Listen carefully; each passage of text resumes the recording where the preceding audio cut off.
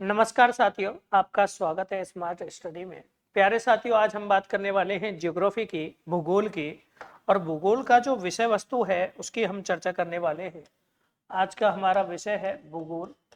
और भूगोल के अंदर तीन पार्ट होते हैं प्यारे साथियों। तीन पार्ट कौन कौन से होते हैं? एक होता है प्यारे साथियों विश्व का भूगोल। विश्व का भूगोल। दूसरा हम बात कर लेते हैं, सेकंड नंबर पर हम पढ़ते हैं भारत का भूगोल। भारत का भूगोल। भारत का भूगोल पढ़ते हैं। और तीसरे नंबर पर हम पढ़ते हैं प्यारे साथियों राजस्थान का भूगोल। राजस्थान का भूगोल। देखिए, तीन पार्टों में भूगोल को पढ़ा जाता है। कंपटीशन के अंदर विश्व का भूगोल भी पूछा जाता है, भारत का भूगोल भी पूछा जाता है और राजस्थान का भूगोल भी पूछा जाता है। अगर हम बात कर लें विश्व भूगोल, भारत भूगोल और राजस्थान भूगोल की, ये तीनों ही पार्ट पूछे जाते हैं। लेकिन अगर कहीं पर भी पूछ ले ये तीनों में ही, जैसे मान के चलिए सबसे पहले हम बात कर लेते हैं भूगोल में, तीनों में ही एक कॉमन चीज होती है जिस टॉपिक का नाम है अक्षांश और देशांतर। अक्षांश और देशांतर की बात करें तो ये बड़ा ही इंपॉर्टेंट टॉपिक है। अक्षांश व देशांतर। अक्षांश और देशांतर पढ़ने के पीछे कारण क्या है, क्यों पढ़ते हैं, इसका उद्देश्य क्या है, वो सारी चीजें हम यहाँ पर समझेंगे। आपको पता है किसी भी देश की भौगोलिक स्थिति, किसी भी देश की जलवायु, किसी भी महाद्वीप या राज्य की जलवायु का अध्ययन किसके आधार पर किया जाता है? अक्षांश और देशांतर के आधार पर किया जाता है। अक्षांश और देशांतर रेखाएं काल्पनिक होती हैं। ये ग्लोब या मानचित्र पर ही प्रदर्शित की जाती हैं। तो प्यारे साथियों, आज का जो हमारा विषय है, टॉपिक है, वो कौन सा है? अक्षांश और देशांतर। अगर हम बात कर ले अक्षांश क्या है या देशांतर क्या है, तो सबसे पहले हम अक्षांश बिंदु की बात कर लेते हैं। अक्षांश। अक्षांश। अक्षांश की परिभाषा की बात कर लें, आपको परिभाषा भी आनी चाहिए। देखिए, अक्षांश क्या है? मानचित्र या ग्लोब पर, मानचित्र या ग्लोब पर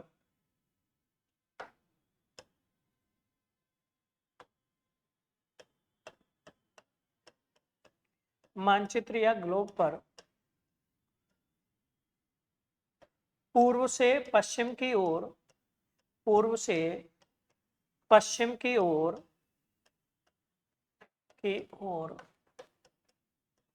खींची जाने वाली, खींची जाने वाली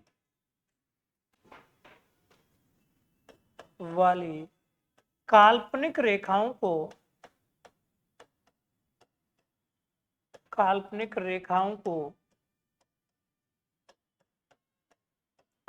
अक्षांश रेखा कहते हैं। को अक्षांश रेखा कहते हैं। अगर बात की जाती है कि मानचित्र या ग्लोब पर जो काल्पनिक रेखाएं खींची जाती हैं, उन काल्पनिक रेखाओं को क्या कहा जाता है? अक्षांश रेखा कहा जाता है। जैसे देखिए, ये है एक ग्लोब है। इस ग्लोब के ऊपर इस प्रकार से कोई अगर रेखा खींची हुई है, ये कौन सी हो जाएगी? 0 डिग्री अक्षांश रेखा हो जाएगी। अब ये कैसे खींची गई है? कौन सी दिशा हो गई? ईस्ट। ये कौन सी हो गई? वेस्ट। तो पूरब से पश्चिम की ओर जो रेखाएं खींची जाती हैं, काल्पनिक रेखाएं खींची जाती हैं, उनको क्या कहा जाता है साथियों? अक्षांश रेखा के नाम से जाना जाता है। अब दूसरा प्रश्न ये बन गया कि जो अक्षांश रेखाएं हैं वो किस प्रकार से खींची जाती हैं? तो ये कैसी आकृति में खींची जाती हैं? वृत्ताकार आकृति में खींची जाती है। कैसी आकृति में खींची जाती हैं? वृत्ताकार आकृति में खींची जाती हैं और समान अक्षांशीय बिंदुओं को मिलाते हुए खींची जाती हैं। तो अगर बात की जाए अक्षांश रेखाएं, रेखाएं वृत्ताकार आकृति में, वृत्ताकार आकृति में खींची जाती हैं। खींची जाती है। वृत्ताकार आकृति में खींची जाती है। अब यहाँ पर एक और महत्वपूर्ण प्रश्न बन जाता है कि जो वृत्ताकार आकृति में खींची जा रही है, ये समान अक्षांशों को मिलाएंगी या असमान अक्षांशों को मिलाएंगी। तो ये रेखाएं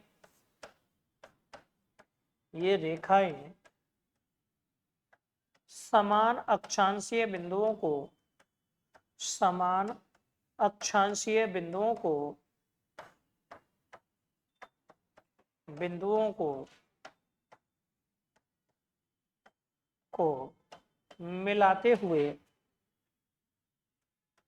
मिलाते हुए खींची जाती हैं।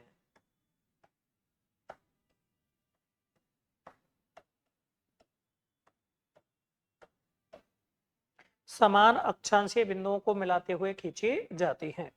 अब यहाँ पर महत्वपूर्ण हो जाता है कि इन अक्षांश रेखाओं के आधार पर किसकी गणना होती है। तो अगर पूछ ले, बड़ा ही महत्वपूर्ण हो जाता है। अक्षांश रेखाओं के आधार पर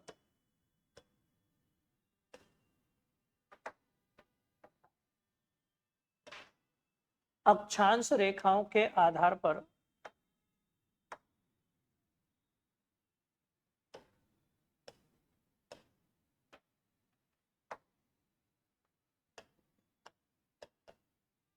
अक्षांश रेखाओं के आधार पर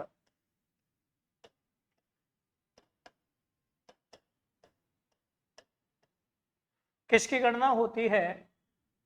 तो समय व तिथि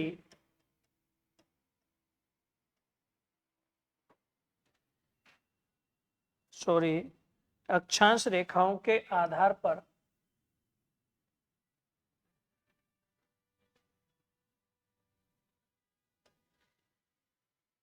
तापमान एवं जलवायु का अध्ययन किया जाता है।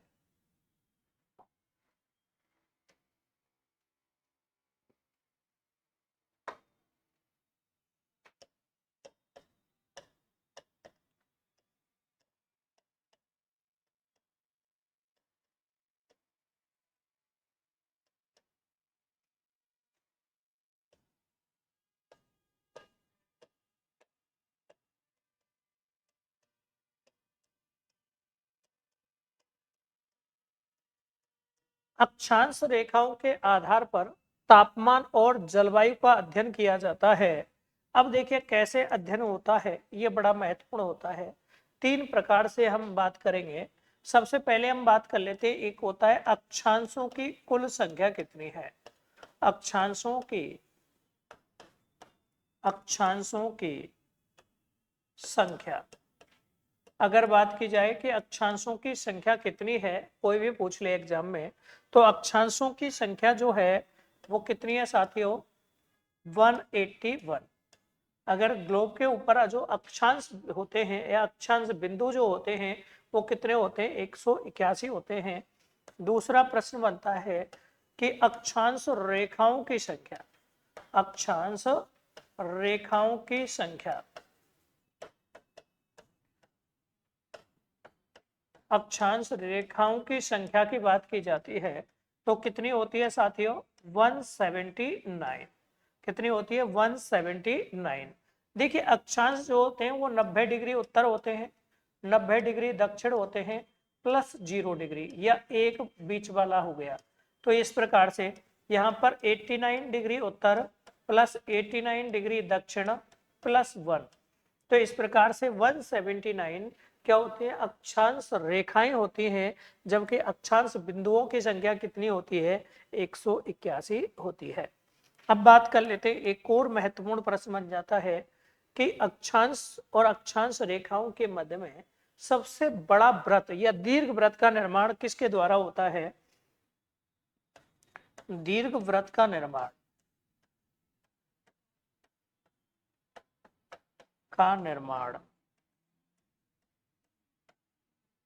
करने वाली अक्षांश रेखा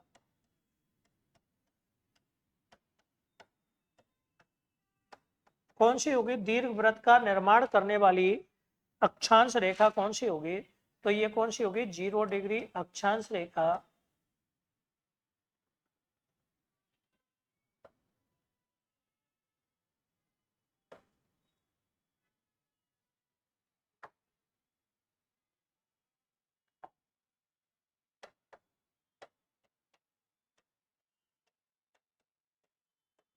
ये ग्लोब पर या हम बात कर ले मानचित्र पर सबसे बड़े वृत्त का निर्माण करती है।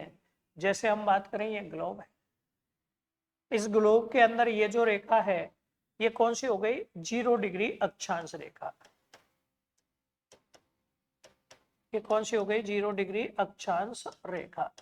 और ये पृथ्वी को दो समान भागों में बांटती है, इसलिए इसका नाम क्या हो गया? भूमध्य, या इसी का नाम क्या होगा?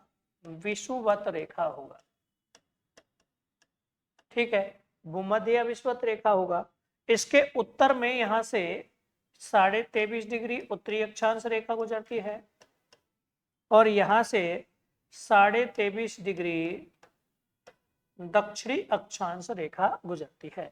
यहां से 66.5 डिग्री उत्तरी अक्षांश रेखा गुजरती है और यहां से 66.5 डिग्री दक्षिणी अक्षांश रेखा गुजरती है। ये कितनी डिग्री? 90 डिग्री। ये कौन सा होगा? उत्तरी ध्रुव हो गया। कौन सा हो गया? उत्तरी ध्रुव। और ये 90 डिग्री दक्षिणी ध्रुव हो गया। कौन सा हो गया साथियों? दक्षिणी ध्रुव। ठीक है, अब हम बात कर लेते हैं, ये उत्तरी और दक्षिणी ध्रुव की बात की हमने। इन रेखाओं के नामकरण की बात करें तो ये कौन सी रेखा हो गई? कर्क रेखा हो गई। ये कौन सी हो गई प्यारे साथियों? ये मकर रेखा हो गई। ये कौन सी होगी? आर्कटिक रेखा होगी। और ये कौन सी होगी? अंटार्कटिक रेखा होगी। कौन सी हो गई? अंटार्कटिक रेखा होगी। ठीक है, अगर बात की जाती है कि भूमध्य रेखा से उत्तरी ध्रुव की ओर जाने पर और दक्षिणी ध्रुव की जाने पर अक्षांश बढ़ते हुए क्रम में आपको दिखाई देंगे। यहाँ पर 0 डिग्री, 23.5, 66.5 और 90 डिग्री, इधर 23.5, 66.5 और 90 डिग्री। अब अगर पूछ ले दो अक्षांशों के मध्य की औसत दूरी कितनी होती है और इनके मध्य के स्थान को क्या कहते हैं? तो दो अक्षांशों के मध्य की, दो अक्षांशों के मध्य की औसत दूरी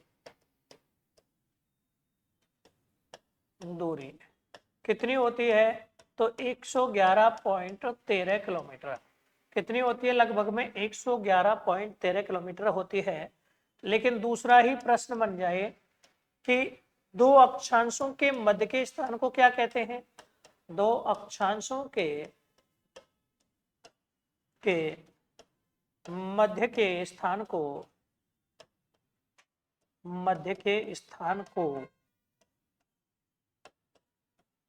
क्या कहते हैं? तो यहाँ पर इसको कोण के रूप में, किसके नाम से जाना जाता है? कोण के रूप में जाना जाता है, कोण कहते हैं।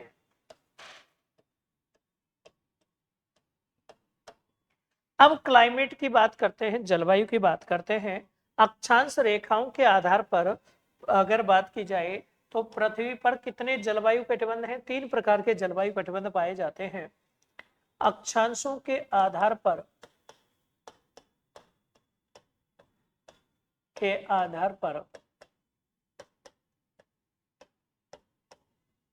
मानचित्र को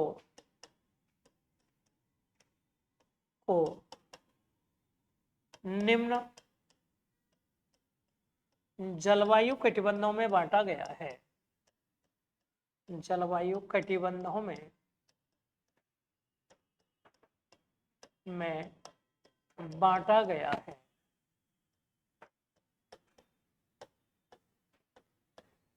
जलवायु के आधार पर, या हम कह दें अक्षांशों के आधार पर, मानचित्र को या ग्लोब को कितने जलवायु कटिबंधों में? 3। कौन कौन से जलवायु कटिबंध बटेंगे? देखिए, ये क्या है? ग्लोब। इसके मध्य से एक रेखा हो गई, ये कौन सी होगी साथियों? 0 डिग्री अक्षांश या भूमध्य रेखा। इसी प्रकार यहाँ पर 23.5 डिग्री से, यह अभी मैंने बात की कौन सी रेखा गुजरती है? उत्तरी अक्षांश से। यहाँ पर भी कितने डिग्री से? 23.5 डिग्री दक्षिणी अक्षांश से। यहाँ पर भी 66.5 डिग्री उत्तरी अक्षांश से, और यहाँ 66.5 डिग्री दक्षिणी अक्षांश से। यहाँ पर भी 90 डिग्री उत्तरी ध्रुव, और यहाँ पर भी 90 डिग्री दक्षिणी ध्रुव।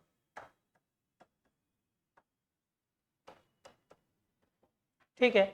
अब क्लाइमेट की बात करें, जलवायु की बात करें साथियों, अगर जलवायु की बात पूछी जाती है तो बड़ा ही महत्वपूर्ण हो जाता है। इन दोनों के मध्य में, कर्क रेखा और मकर रेखा के मध्य में, या 23.5 डिग्री से यहाँ पर इस भाग में कैसी जलवायु पाई जाती है? इस क्षेत्र में इन दोनों के मध्य में कैसी जलवायु पाई जाती है? तो इन दोनों के मध्य में साथियों उष्ण कटिबंधीय जलवायु पाई जाती है। कैसी पाई जाती है? उष्ण कटिबंधीय जलवायु पाई जाती है। कैसी जलवायु है? उष्ण कटिबंधीय जलवायु पाई जाती है। इसके अतिरिक्त अगर हम बात कर लें, इस वाले भाग में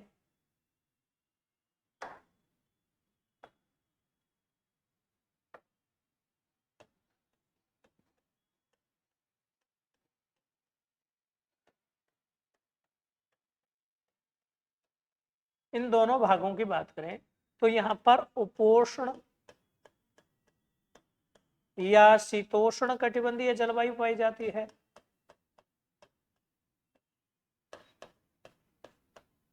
कैसी जलवायु? यहाँ पर उपोष्ण या शीतोष्ण कटिबंधीय जलवायु। यहाँ पर भी कैसी है साथियों? उपोष्ण या शीतोष्ण कटिबंधीय जलवायु पाई जाती है।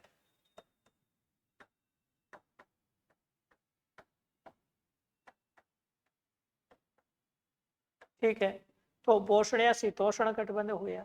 अब बात कर लेते हैं, ये जो दोनों ध्रुवीय क्षेत्र हैं, इन दोनों ध्रुवीय क्षेत्रों में कैसी जलवायु पाई जाती है? तो यहाँ पर कैसी होगी?